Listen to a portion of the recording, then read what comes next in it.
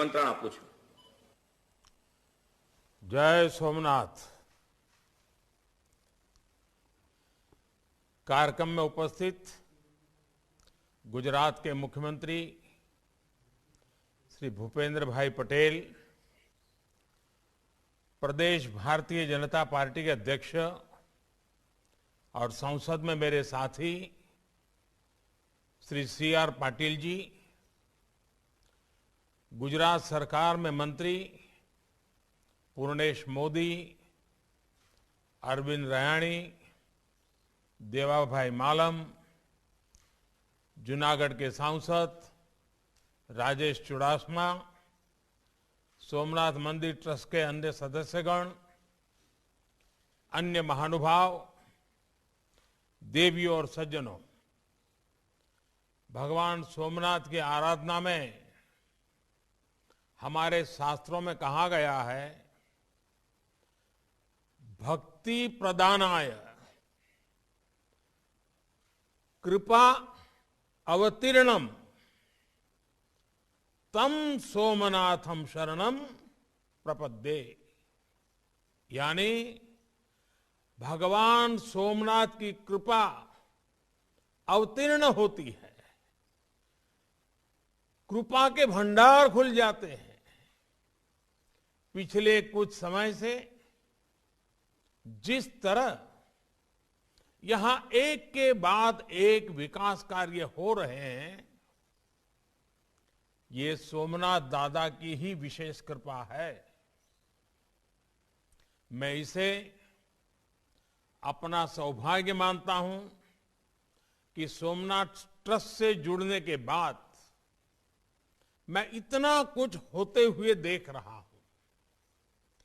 कुछ महीने पहले यहां एग्जीबिशन गैलरी और प्रोमेनाड समेत कई विकास कार्यों का लोकार्पण हुआ था।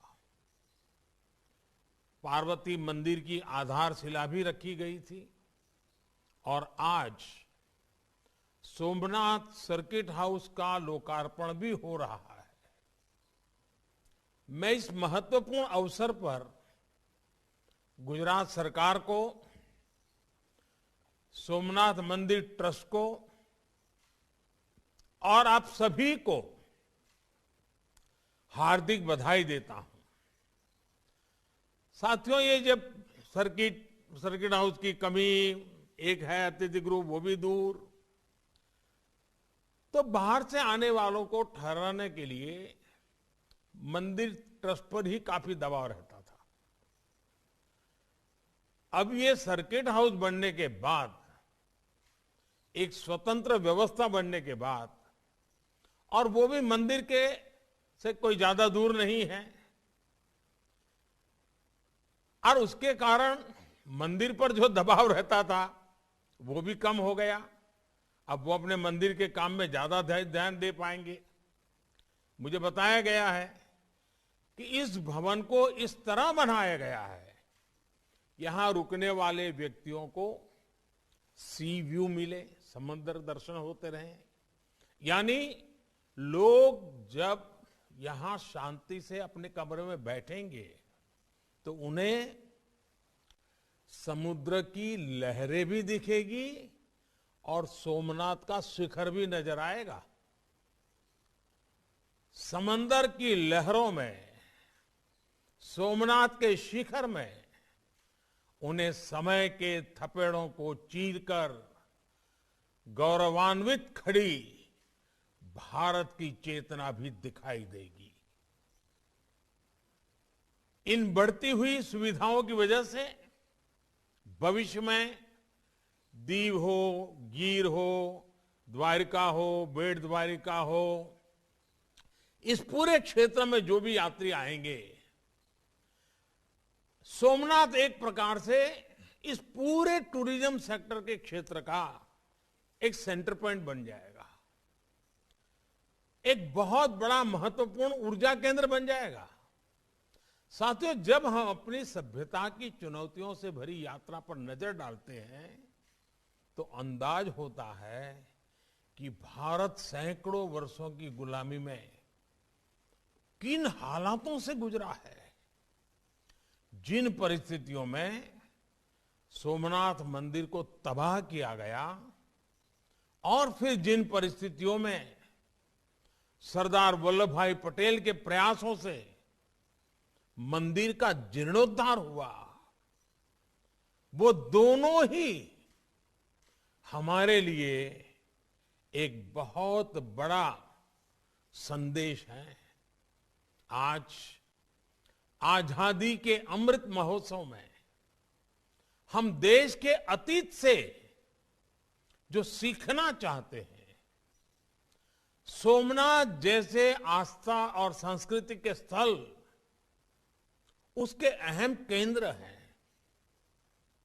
साथियों, अलग अलग राज्यों से, देश और दुनिया के अलग अलग कोनों से सोमनाथ मंदिर में दर्शन करने हर साल करीब करीब 1 करोड़ श्रद्धालु आते हैं। ये श्रद्धालु जब यहां से वापस जाते हैं तो अपने साथ कई नए अनुभव, कई नए विचार, एक नई सोच लेकर के जाते हैं। इसलिए एक यात्रा जितनी महत्वपूर्ण होती है, उतना ही महत्वपूर्ण उसका अनुभव भी होता है। तीर्थ यात्रा में तो खासकर हमारी इच्छा होती है कि हमारा मन भगवान में ही लगा रहे। यात्रा से जुड़ी अन्य परेशानियों में हमें जूझना न पड़े, उलझना न पड़े। सरकार और संस्थाओं के प्रयासों ने कैसे कई तीर्थों को संवारा है, सोमनाथ मंदिर इसका भी जीवंत उदाहरण है। आज यहां आने वाले श्रद्धालुओं के लिए रुकने की अच्छी व्यवस्था हो रही है, सड़कों और ट्रांसपोर्ट की सुविधा बढ़ रही है, यहां बेहतर प्रोमेनाड विकसित किया गया है, पार्किंग सुविधा बनाई गई है, टूरिस्ट फैसिलिटेशन सेंटर बनाया गया है, साफ सफाई के लिए वेस्ट मैनेजमेंट की आधुनिक व्यवस्था भी की गई है। एक शानदार पिलग्रिम प्लाजा और कॉम्प्लेक्स का प्रस्ताव भी अपने अंतिम चरणों में है। हम जानते हैं, अभी हमारे पूर्णेश भाई उसका वर्णन भी कर रहे थे, मां अंबाजी मंदिर में भी इसी तरह के विकास और यात्री सुविधाओं के निर्माण के लिए विचार चल रहा है। द्वारकाधीश मंदिर, रुक्मणी मंदिर, गोमती घाट समेत और भी ऐसे कितने ही विकास कार्यों को ऑलरेडी हम लोगों ने पूर्ण कर लिया है। ये यात्रियों को सुविधा भी दे रहे हैं और गुजरात की सांस्कृतिक पहचान भी मजबूत कर रहे हैं।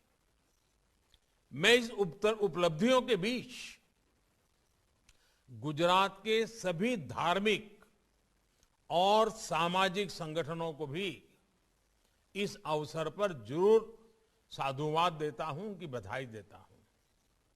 आपके द्वारा व्यक्तिगत स्तर पर भी जिस तरह विकास और सेवा के काम सतत किए जा रहे हैं, वो सब कुछ मेरी दृष्टि से तो सबका प्रयास,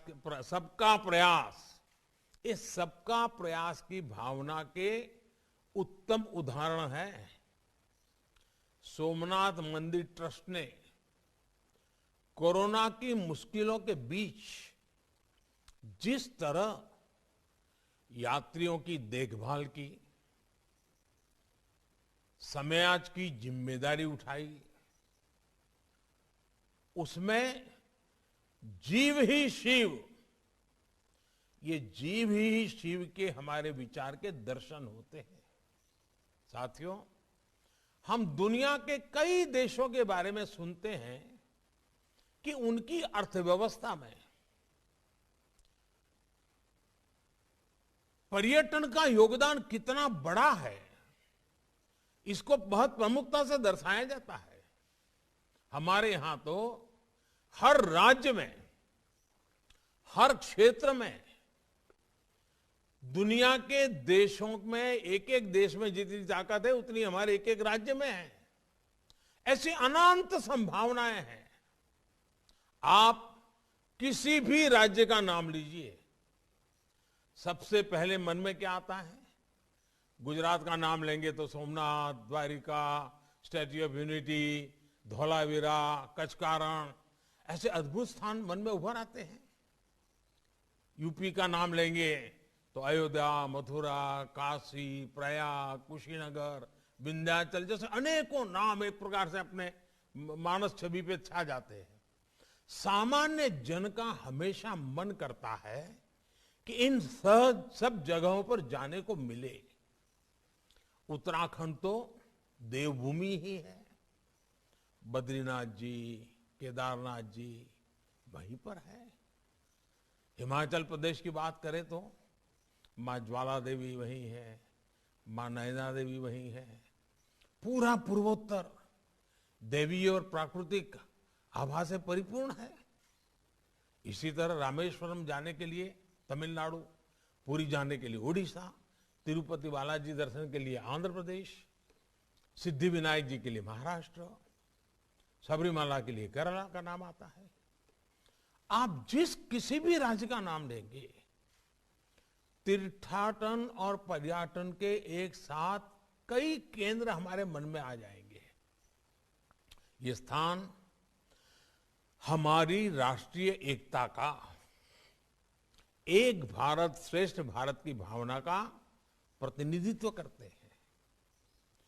इन स्थलों की यात्रा राष्ट्रीय एकता को बढ़ाती है। आज देश इन जगहों को समृद्धि के एक मजबूत स्रोत के रूप में भी देख रहा है। इनके विकास से हम एक बड़े क्षेत्र के विकास को गति दे सकते हैं। साथियों, पिछले 7 सालों में देश ने पर्यटन की संभावनाओं को साकार करने के लिए लगातार काम किया है। पर्यटन केंद्रों का ये विकास आज केवल सरकारी योजना का हिस्सा भर नहीं है, बल्कि जन भागीदारी का एक अभियान है।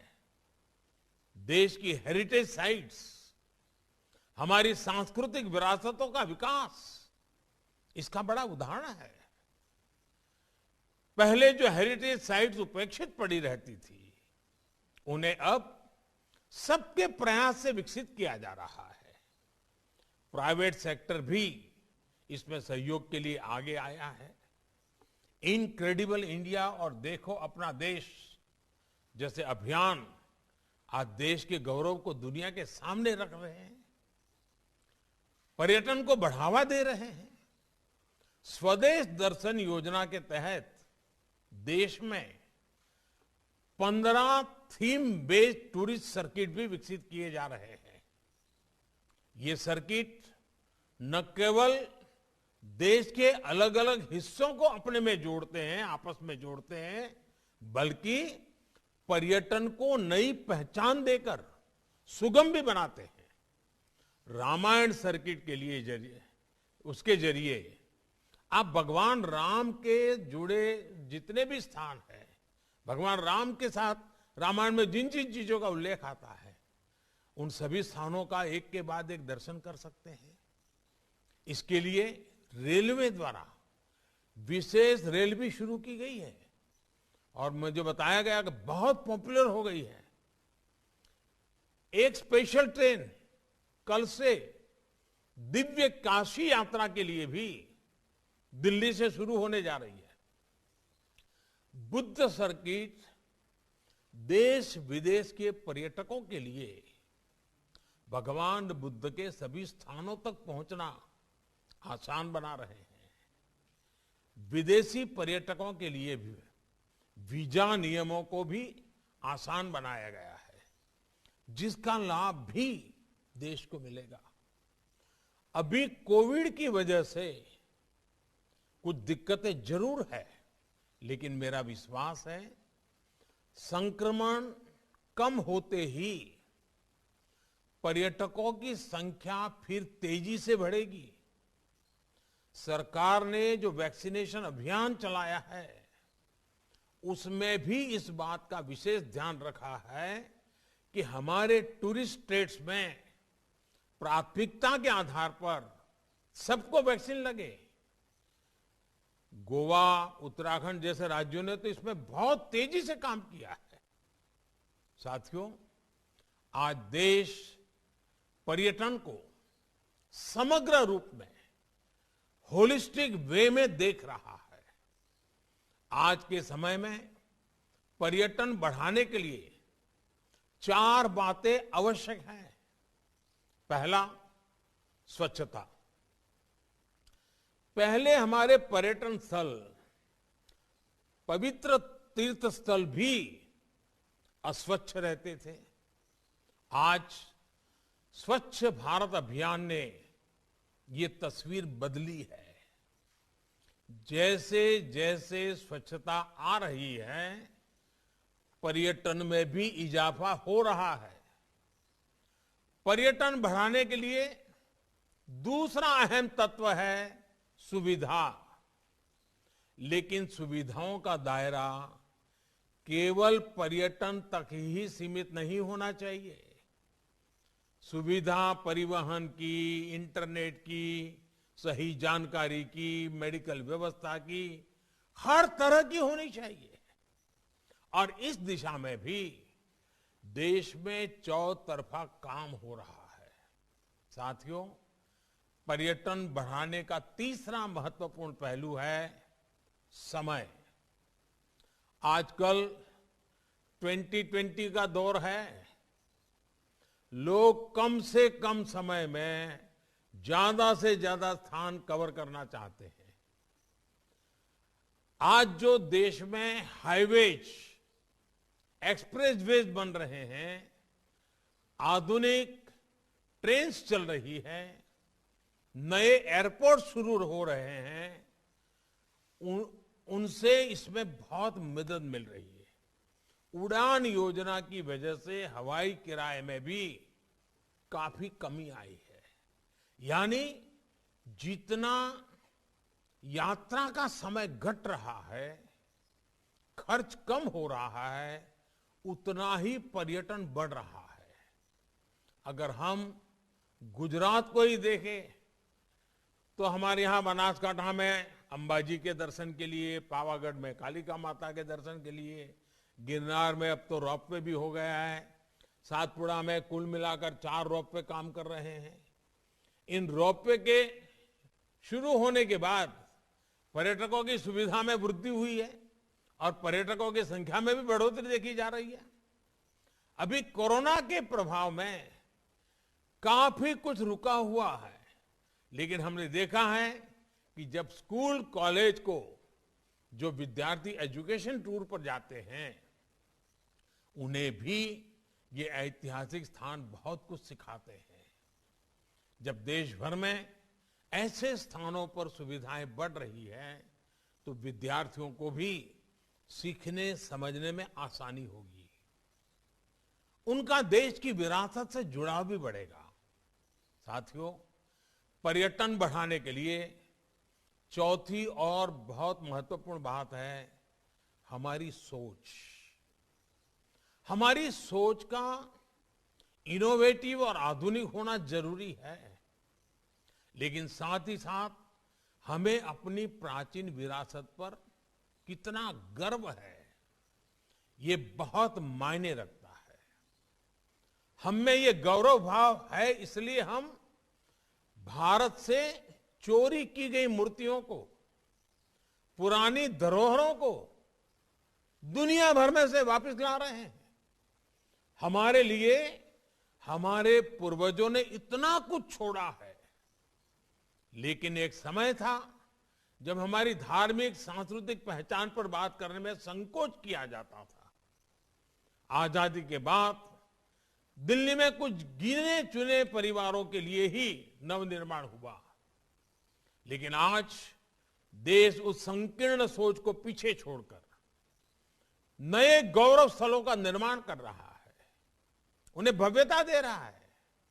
ये हमारी ही सरकार है जिसने दिल्ली में बाबा साहब मेमोरियल का निर्माण किया। ये हमारी ही सरकार है जिसने रामेश्वरम में एपीजे अब्दुल कलाम स्मारक को बनवाया। इसी तरह नेताजी सुभाष चंद्र बोस और श्यामजी कृष्ण वर्मा जैसे महापुरुषों के साथ जुड़े हुए स्थानों को भव्यता दी गई है। हमारे आदिवासी समाज के गौरवशाली इतिहास को सामने लाने के लिए देश भर में आदिवासी म्यूजियम भी बनाए जा रहे हैं। आज केवड़िया में बनी स्टैच्यू ऑफ यूनिटी पूरे देश का गौरव है। कोरोना काल शुरू होने से पहले बहुत ही कम समय में 45 लाख से ज्यादा लोग स्टैच्यू ऑफ यूनिटी को देखने आ चुके थे। कोरोना काल के बावजूद अब तक 75 लाख से ज्यादा लोग स्टैच्यू ऑफ यूनिटी को देखने आ चुके हैं। हमारे नवनिर्मित स्थलों का यह सामर्थ्य है, यह आकर्षण है। आने वाले समय में ये प्रयास पर्यटन के साथ हमारी पहचान को भी नई ऊंचाई देंगे। और साथियों, जब मैं वोकल फॉर लोकल की बात करता हूं तो मैंने देखा है कुछ लोगों को यही लगता है कि मोदी का वोकल फॉर लोकल मतलब दिवाली के समय दिए कहां से खरीदना है। इतना सीमित अर्थ मत करना भाई। जब मैं वोकल फॉर लोकल कहता हूं तो मेरी दृष्टि से टूरिज्म भी इसमें आ जाता है। मेरा तो हमेशा आग्रह रहता है कि जो भी अगर परिवार में बच्चों की इच्छा है, विदेश जाना है, दुबई जाना है, सिंगापुर जाना है, मन करना है, लेकिन विदेश जाने का प्लान करने से पहले परिवार में तय करो। पहले हिंदुस्तान में 15-20 मशहूर स्थान पर जाएंगे, पहले हिंदुस्तान को अनुभव करेंगे, देखेंगे, बाद में दुनिया के किसी और जगह पर जाएंगे। साथियों, वोकल फॉर लोकल जीवन के हर क्षेत्र में हमें इसे अंगीकार करना ही होगा। देश को समृद्ध बनाना है, देश के नौजवानों के लिए अवसर तैयार करने हैं, तो इस रास्ते पर चलना होगा।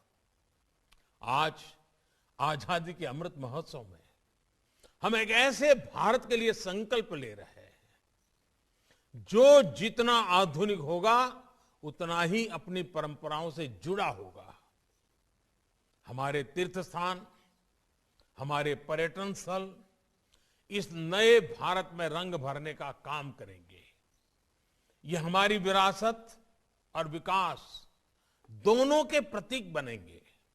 मुझे पूरा विश्वास है सोमनाथ दादा के आशीर्वाद से देश के विकास की ये यात्रा इसी तरह अनवरत जारी रहेगी। एक बार फिर नए सर्किट हाउस के लिए आप सभी को बहुत बहुत बधाई देता हूं। મને આનંદ થયો હોત કે આજે હું તમારી વચ્ચે રૂબરૂ આવી શક્યો હોત, જૂના બધા સાથીઓને મળવાનું થયું હોત, દાદાના પણ દર્શન થઈ જાત અને ત્યાં પણ જે વિકાસની પ્રવૃત્તિઓ ચાલી રહી છે ને નજરે જોઈ શકત। પરંતુ આપ જાણો છો સમયની પણ સીમા, સંજોગો પણ એવા અને સામે 26 જાન્યુઆરી પણ છે અને એના કારણે રૂબરૂ આવવાને બદલે વર્ચ્યુઅલી આપ સૌના પણ દર્શન કરી રહ્યો છું। દાદાના શિખરના પણ દર્શન કરવાનું સૌભાગ્ય મળ્યું છે।